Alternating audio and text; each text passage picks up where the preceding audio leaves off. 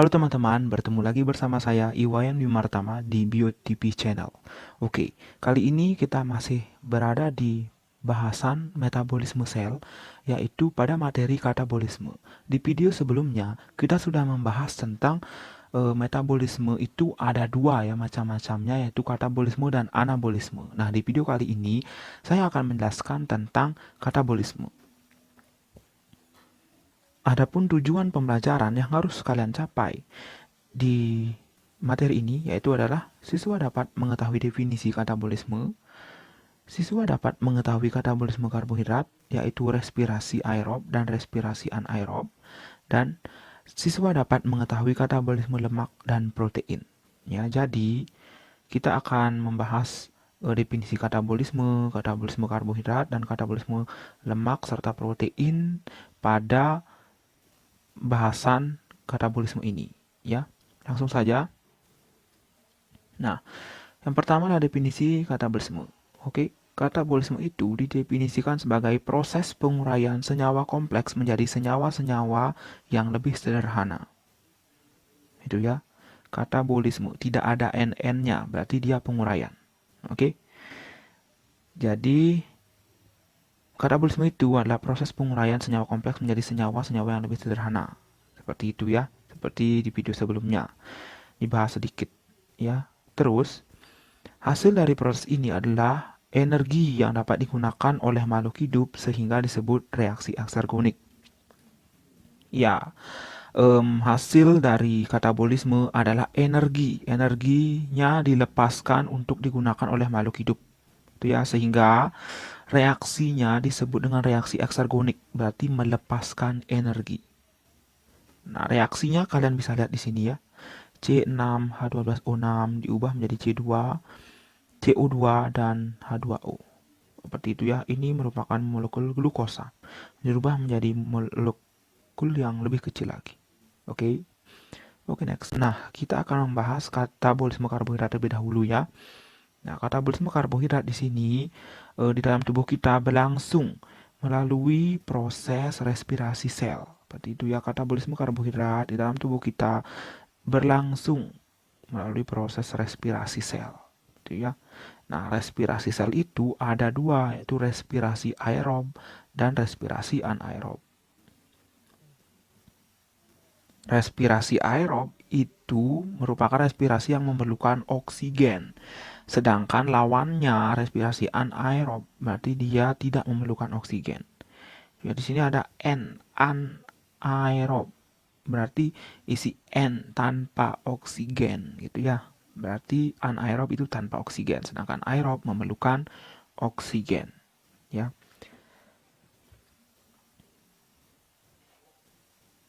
Nah, kemudian kita akan membahas tentang respirasi aerob. Respirasi aerob didefinisikan sebagai respirasi yang memerlukan oksigen dari udara. Ya, persamaan reaksinya bisa kita lihat di sini. Senyawa glukosa akan ditambahkan dengan oksigen. Lalu akan dihasilkan 6CO2, 6H2O, dan ATP. CO2 dan 6H2O ini akan dikeluarkan oleh tubuh sehingga hasil pernapasan kita adalah karbon dioksida serta uap air. Seperti itu ya. Nah, sedangkan ATP ini digunakan di tubuh untuk bisa melakukan kerja, itu ya, energi. Ya, ATP adenosin trifosfat ya. Itu. Nah, di sini respirasi aerob itu terdiri dari 4 tahapan yang meliputi 1. Glikolisis, 2. Dekarbosilasi oksidatif, 3. Siklus Krebs, dan keempat, sistem transport elektron. Kita bisa singkat di sini dengan GDSE. Itu ya, GDSE. GDSE. Untuk mengingat tahapannya yaitu glikolisis, dekarbosilasi oksidatif, siklus Krebs, dan E-nya di sini sistem transport elektron. Itu ya, GDSE itu adalah 4 tahapan dari respirasi aerob. Ya, di sini harus dicermati baik-baik ya karena soal-soal yang seperti ini sering muncul. ya dalam ulangan harian, ulangan umum ataupun soal-soal ujian. Nah, kemudian kita akan membahas glikolisis itu apa sih gitu ya. Tahapan yang pertama dilalui oleh karbohidrat kita yaitu tahapan glikolisis gitu ya. Glikolisis itu apa? Nah, glikolisis itu adalah proses pengubahan molekul glukosa menjadi asam pirufat. Itu ya. Tempat dari glikolisis ini adalah di sitoplasma sel. Baik itu sel eukariotik maupun prokariotik. Persamaan reaksinya ini. Glukosa ditambah 2 ADP ditambah 2 Pi ditambah 2 NAD+, menghasilkan 2 asam pirufat, 2 NADH dan 2 ATP. Itu ya. Nah, yang perlu kalian ingat di sini adalah hasilnya, karena biasanya hasilnya yang ditanyakan di ujian atau di ulangan harian ya. Glikolisis itu menghasilkan hasil akhirnya adalah 2 asam pirufat, 2 NADH dan 2 ATP. Nah, kita bisa singkat ini dengan 2 ANA. Itu ya, 2 ANA. A-nya untuk 2 asam pirufat, N-nya untuk 2 NADH dan A-nya lagi satu adalah 2 ATP. Ya, jadi kita akan mengingatnya 2 ANA untuk hasil glikolisis, 2 asam pirufat, 2 NADH dan 2 ATP. Oke? Next. Nah, setelah melalui tahapan glikolisis, karbohidrat akan melalui tahapan kedua, yaitu dekarbosilasi oksidatif. Dekarbosilasi oksidatif adalah proses pengubahan asam pirufat menjadi asetil-CoA. Nah, di sini ada 2 tempat, yaitu matriks mitokondria untuk sel yang eukariotik dan sitosol atau di cairan sitoplasma sel itu adalah untuk sel prokariotik. Gitu ya, karena dia tidak memiliki mitokondria si sel prokariotik. Jadi dia proses ini berlangsung di sitosol. Seperti itu.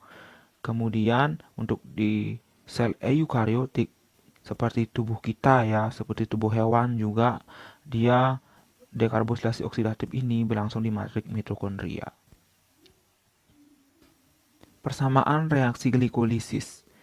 Nah, di sini ada asam pirufat kan tadi, asam pirufat ditambahkan dengan koenzim A, kemudian akan menghasilkan asetil-CoA dengan karbon dioksida, masing-masing 2. Nah, di sini pada saat prosesnya juga dilepaskan 2 NADH. Ya. Jadi hasil akhir dari dekarbosilasi oksidatif ini adalah 2 asetil-CoA, 2 NADH dan 2 CO2. Kita bisa mengingatnya juga dengan menyingkatnya ya, yaitu 2 ANC. Ya, atau 2 ANCO. Itu ya. 2 ANCO yaitu 2 asetil-CoA, 2 NADH dan 2 CO2. Seperti itu. Oke, next.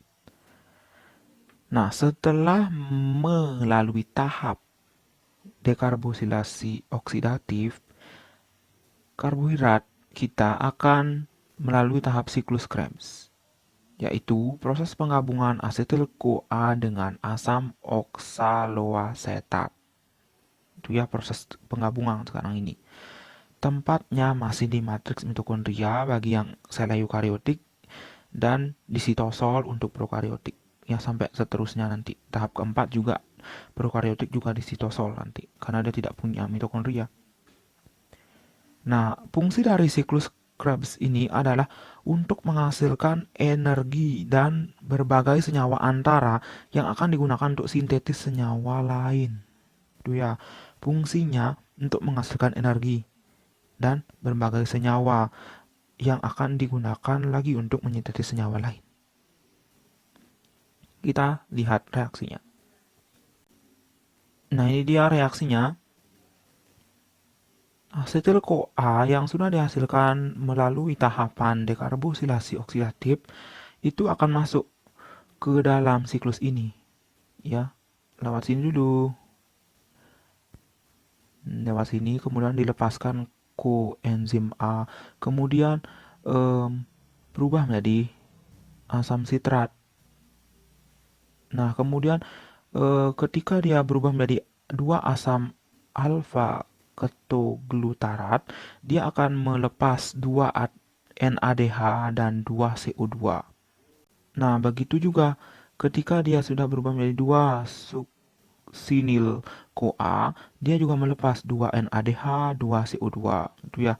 Nah, begitu juga menjadi senyawa-senyawa lainnya seperti itu sampai ke 2 asam oksaloasetat. Itu artinya dia sudah bergabung asetil CoA-nya. Dia terus nanti melalui siklus ini. Nah, kita akumulasikan sekarang di sini. Ada 2 NADH, ada 2 CO2, ada 2 NADH lagi, ada 2 CO2 lagi, ya. Nah, ini ada 2 ATP. Kemudian ada 2 FADH2 dan ada 2 NADH lagi. Nah, sehingga hasil dari siklus Krebs ini adalah 4 CO2, ya. CO2-nya dari sini dan di sini, dan 2 ATP langsung, ya, 2 ATP di sini tadi. Kemudian ada 6 NADH, ya. Di sini dihasilkan pengubahan asam sitrat menjadi asam aketoglutarat, ya. Kemudian di sini, ya, dan di sini jadi 6. Nah, kemudian ada 2 FADH2. Nah, di sini dari asam suksinat berubah menjadi asam fumarat. Dilepaskanlah 2 FADH. Ya. Jadi inilah hasil dari siklus Krebs-nya. Ya, ini bisa kalian ingat. Hanya siklus Krebs yang menghasilkan FADH2. Nah, selain hanya di siklus Krebs saja yang menghasilkan 2 FADH, juga dihasilkan NHDH yang terbanyak. Ya, ada 6 NHDH di sini. Dan CO2 terbanyak, 4 CO2. Seperti itu, ya. Ya. Jadi siklus Krebs itu ada ini hasilnya. Oke, next. Nah, setelah mengalami proses glikolisis, dekarbosilasi oksidatif, dan siklus Krebs, maka glukosa kita akan mengalami yang namanya sistem transport elektron. Apa itu sistem transport elektron? Yaitu proses pemindahan elektron secara estafet. Tempatnya ini adalah di membran dalam mitokondria atau di krista mitokondria pada sel eukariotik, ya, dan di sitosol pada sel prokariotik. Nah, fungsi dari tahapan ini adalah untuk mengoksidasi NADH dan FADH2 dari tahapan sebelumnya. Nah, kita ketahui bahwa di tahapan sebelumnya pada tahap glikolisis ada 2 NADH di sana. Dekarbosilasi oksidatif juga ada 2 NADH di sana, dan di siklus Krebs ada 6 NADH dan 2 FADH2. Kan seperti itu, ya. Nah, jadi fungsinya adalah NADH dan FADH2 yang akan dioksidasi di tahap ini. Nah, perlu diketahui bahwa pembentukan ATP dalam sistem transport elektron terjadi melalui reaksi fosforilasi oksidatif, gitu ya.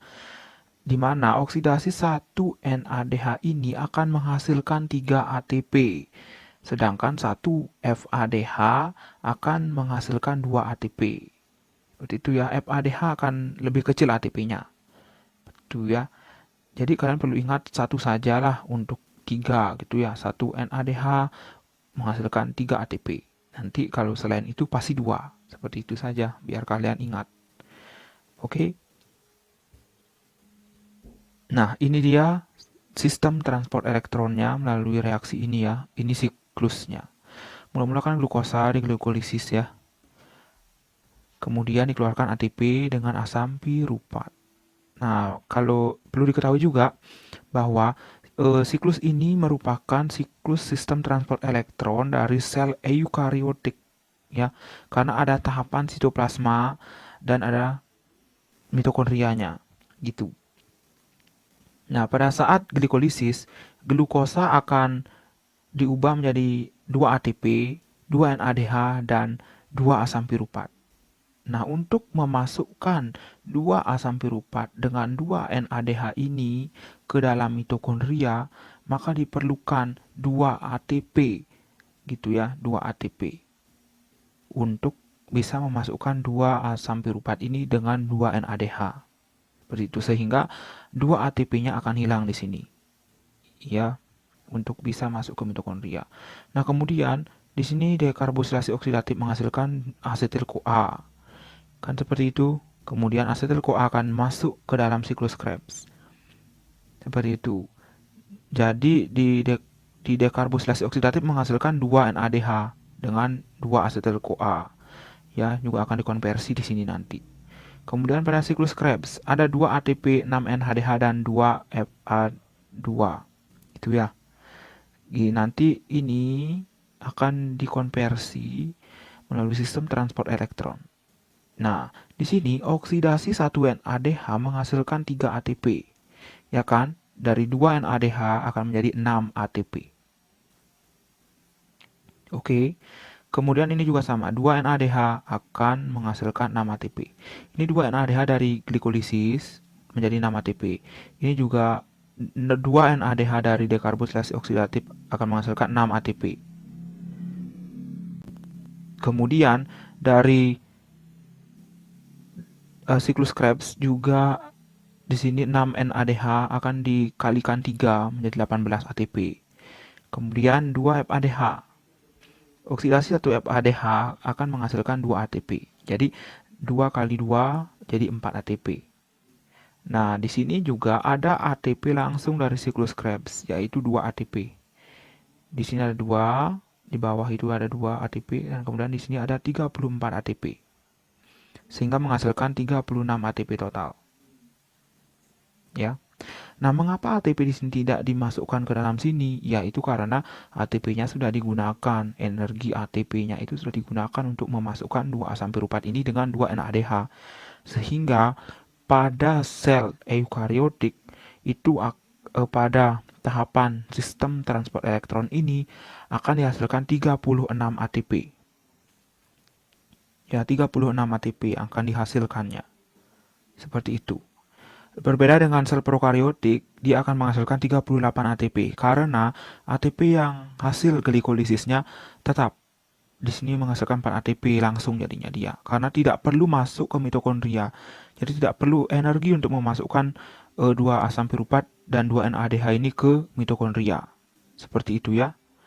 Jadi pada sel eukariotik itu menghasilkan 36 ATP totalnya dan prokariotik menghasilkan 38 ATP. Seperti itu ya teman-teman. Nah, pada respirasi aerob nanti akan kita bahas di video selanjutnya. Karena kalau kita lanjutkan di sini videonya akan menjadi terlalu panjang. Ya, jadi kalian harus tetap stay di channel BioTV karena saya akan segera untuk mengupload respirasi anaerobnya. Jadi jangan lupa subscribe, like, dan komen jika kalian mempunyai pertanyaan atau kalian ingin ada materi biologi yang ingin saya jelaskan untuk kalian, silakan kalian komen. Oke, sampai jumpa di video selanjutnya.